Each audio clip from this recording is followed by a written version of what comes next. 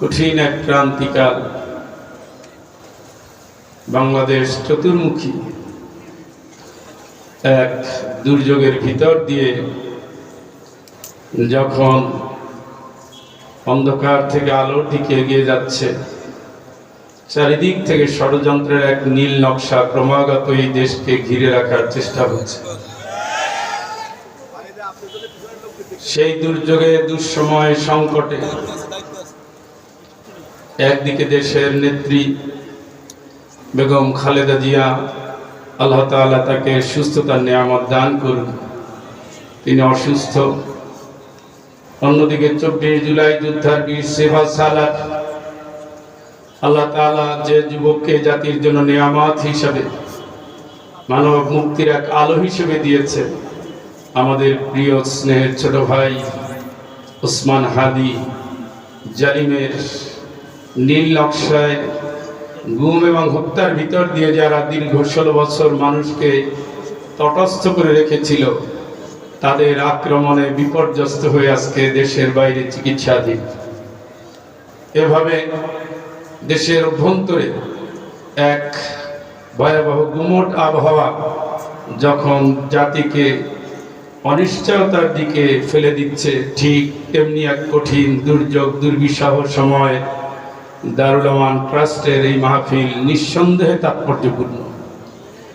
আজকের এই মাহফিল আশা করি এই জাতিকে সম্ভাবনার আরো একটু সামনে নিয়ে যাবে, কারণ আজকের এই মাহফিলে জাতি এক মঞ্চে এসে দাঁড়িয়েছে, আলেমদের ভিতরে আর কোনো ভেদাভেদ নাই।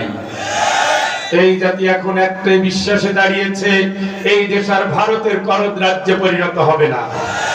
এই জাতি একটা বিশ্বাসে দাঁড়িয়েছে, আগামী দিনের সংসদ হবে কোরআনের সংসদ।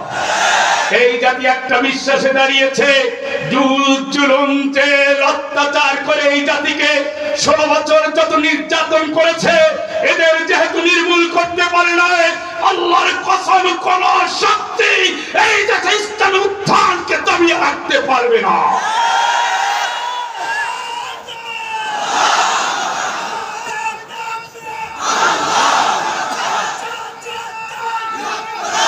তেমনি এক সম্ভাবনা, এক অনিশ্চয়তা, সব কিছুর অন্ধকার পেরিয়ে আলোর সূর্যোদয়ের দিকে জাতি আজকে ক্রমাগত অগ্রসরমান। এই যাত্রা নব্য যুগের ওমরের যাত্রা, এই যাত্রা নব্য যুগের বীর সেভা সালার খালিদ বিন ওয়ালিদের যাত্রা। এই যাত্রার সাথীরা রক্ত দিয়ে দিয়ে সামনে পৃথিবীর ইতিহাসকে নতুন করে লেখানোর অধ্যায়ের যাত্রা শুরু করেছে। এই যাত্রার অগ্রযাত্রা রয়েছে ইসলামী আন্দোলন, জামাত ইসলামীর বীর সেভা সালার। এই যাত্রা পৃথিবীর ইতিহাসকে নতুন করে স্বর্ণাক্ষরে লেখানোর যাত্রা, ঠিক কিনা?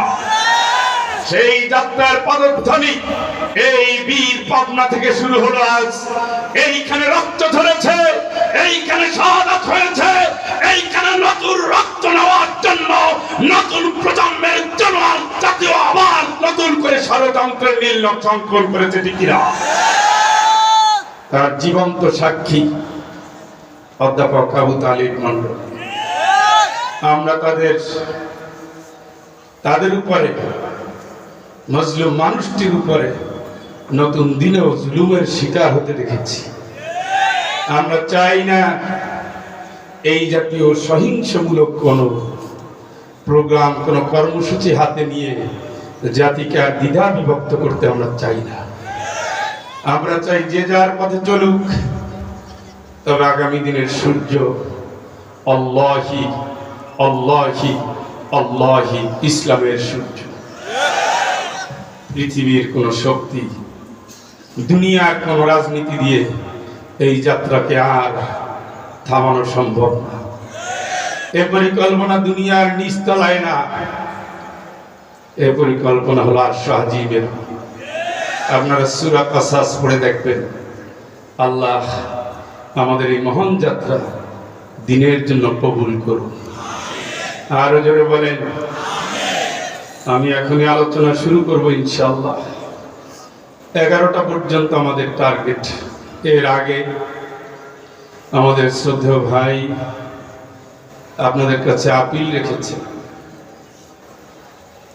প্রতিষ্ঠান মাহফিল বাস্তবায়নের জন্য আপনাদের সর্বাত্মক উদার সহযোগিতা আমাদের স্বেচ্ছাসেবক ভাইয়েরা আপনাদের কাছে পৌঁছে যাবে। অল্প সময়ের ভিতরেই আপনারা আপনাদের দায়িত্ব পালন করবেন। আমরা ইনশাআল্লাহ এরপর আমাদের আলোচনা শুরু করব। আমরা একটু জিকির করি। সুবহানাল্লাহ আলহামদুলিল্লাহ লা ইলাহা ইল্লাল্লাহ। আপনারা কালেকশন করেন।